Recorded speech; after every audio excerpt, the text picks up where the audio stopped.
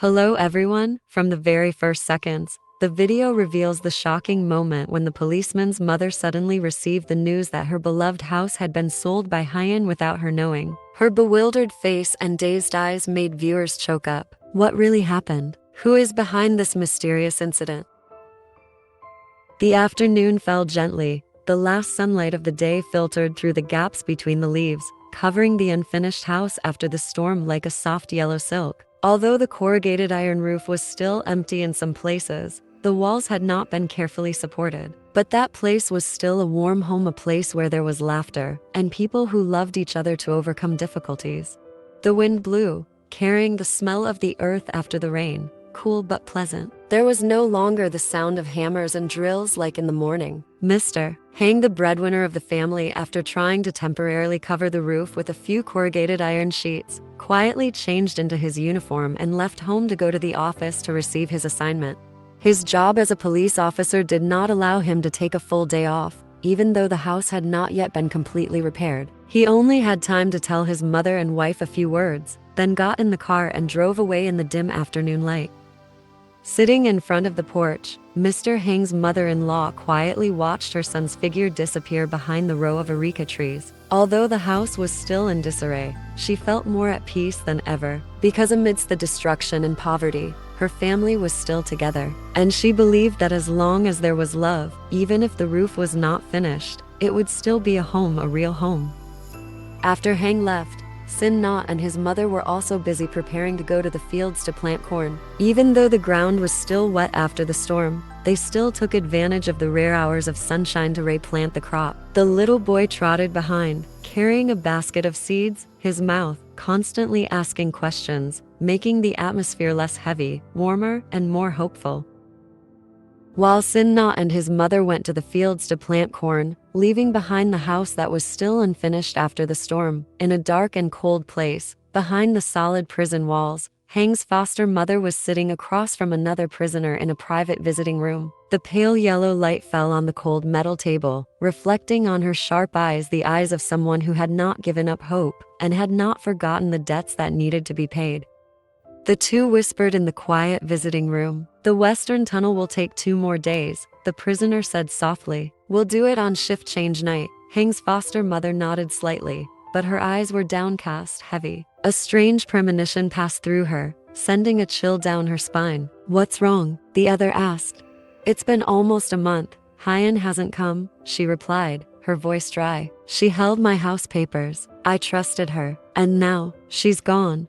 The cellmate was silent, his eyes filled with suspicion. Mother Hang clenched her fists, her voice dropping. "She swallowed the whole house and abandoned me." Van suddenly shouted loudly. "I didn't just escape to live. I came out to get everything back, even if I had to drag her out of that house myself." Her eyes burned with anger. The escape plan was no longer simply an escape, it was a pursuit, a cold-blooded sentence.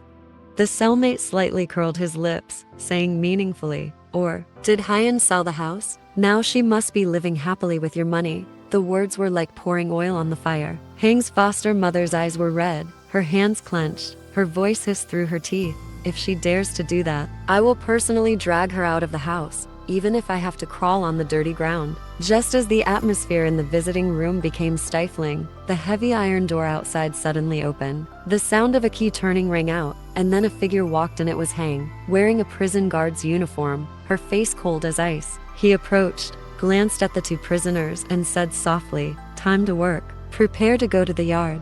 Hang's foster mother's eyes twitched slightly when she saw her adopted son enter. But before she could speak, Hang stopped, stared at her for a moment, then coldly said a sentence like a bolt from the blue. "The house I once transferred to Hyan. He has already sold it."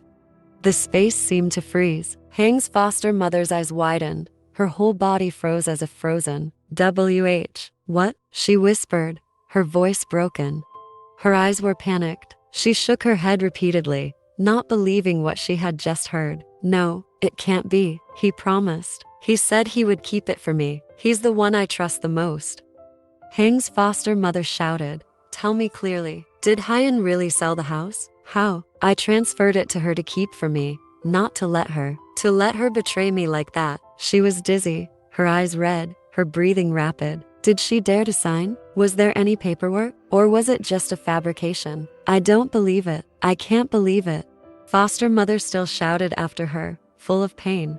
Hang, I have to get out of here. Let me go. I have to see that house with my own eyes. If it's true as you said, then I will drag that girl out and ask her to explain.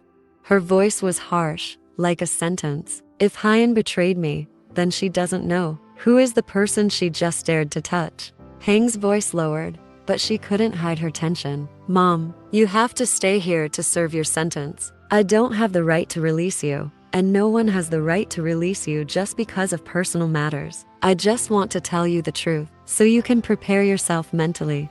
His voice dropped, his eyes both sad and firm. You know, the law doesn't allow it. I'm a police officer. I can't do anything wrong. But Hang's foster mother immediately responded, her eyes glaring with anger. No, I don't accept it. You don't understand anything. That's the only house I have. It's all I've saved after years of living a sinful life. Do you think I can sit here and watch someone take it away? Seeing her foster mother so tense, Hang stepped forward, her voice calm but firm. Mom, I didn't tell you earlier because I was afraid you would get agitated. But when Hyan was preparing to sell the house, I came in time and got the transfer papers back. The house hadn't been sold yet. All the papers are now in my hands. Her foster mother paused, her eyes filled with shock. Hang softened her voice. Don't worry about renovating. The day you leave, that house will still be yours, intact. She was silent, then nodded slightly, tears rolling down her face. Hang looked at her foster mother. Seeing her eyes still bewildered, he gently added, Okay, it's time. Everyone go sweep the yard. Hang's foster mother slowly followed the crowd to the yard, but her heart still felt like there was a rock pressing down on it. She muttered, her eyes uncertain. She took back the papers. Really? Hyan did that? No. That girl is very good. She couldn't betray me like that. Even though Hang had made it clear, her foster mother was still not appeased. She walked quickly to the hallway, her eyes sharp as knives, her voice gritting each word. Hang, look straight into my eyes and tell me, is that house still there? Hang was a little stunned, then nodded, resolutely. Yes, I got the transfer papers back right before Hyan could sell it. The house is still in my name. She glared. You didn't hide it from me, did you? Do you think it's easy to fool me when I'm in jail? Hang squeezed her hand, looking straight at her. I wasn't fooled, but I was almost betrayed. Hang's foster mother was stunned. She turned away, her face cold as stone, her heart pounding. In her heart, trust was breaking into pieces. She could not believe that the girl she trusted so much would disappoint her so much. While inside the prison, Hang's foster mother seemed to be immersed in a raging storm, her heart filled with confusion, anger, loss, and doubt. In another place, not far away, the scene was completely opposite, peaceful, warm, and full of laughter.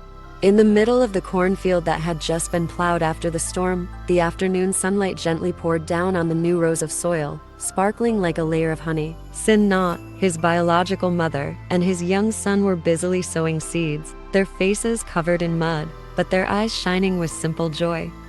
The boy trotted around the rows of soil, carrying a tiny basket of seeds, his mouth chattering nonstop. Mom, did the corn seeds I planted sprout? Will there be plants tomorrow? Sin Not laughed, reaching out to stroke his son's head. We have to wait a few more days, just water them every day so the plants can grow quickly.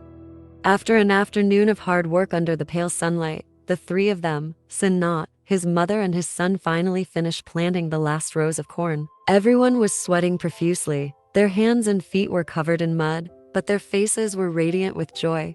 On the way back, Sin Nat's family passed a low-lying rice field that was still flooded after the storm. The water surface was agitated, and schools of fish were clearly visible. Sin Not shouted, "Fish, Mom! There are so many!" Without hesitation, the three of them waded into the rice field. Mom used a conical hat to scoop up the fish. Sin Not scooped them up with his hands, and the little boy ran around happily. I see perch, Mom.